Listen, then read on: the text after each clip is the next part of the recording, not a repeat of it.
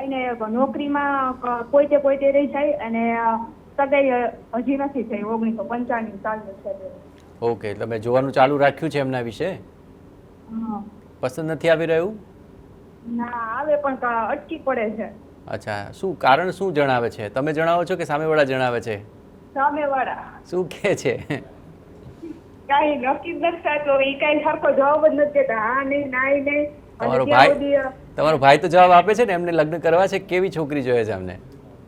ભાઈને તો જોઈએ છે ને, ભણેલી જોઈએ છે. એટલે એમ કે ભણેલી, આપણે આટલું બધું ભણેલા છે તો ભણેલી જોઈએ છે. હા, જો આમ ક્રાઇટેરિયા જણાવો ને તો શું અમને ખ્યાલ આવે કે આખરે કઈ પ્રકારનું પાત્ર એમને જોઈએ છે. આકાશભાઈ, શું થઈ શકે? એક ભણેલો ગણેલો યુવક છે, થોડી ભણેલી ગણેલી યુવતી જોઈએ છે. હવે એમને કન્યા પ્રાપ્ત થવામાં થોડોક વિલંબ થઈ શકે એવું બની શકે છે, પણ જરાય ચિંતા કરવાની જરૂર નથી. 3 પ્રકારના ઉત્તમ સરસ મજાના ઉપાય બતાવું છું. જો એ કરશે તો બહુ જલ્દી ભગવાનની કૃપા એમના ઉપર થાય એમ છે. ખાસ કરીને સૌથી પહેલો ઉપાય બતાવું છું કે જો શક્ય હોય તો બુધવારના દિવસે મગ ખાવાનું રાખે અને ખાસ કરીને જો શક્ય હોય તો મગનું દાન કરે.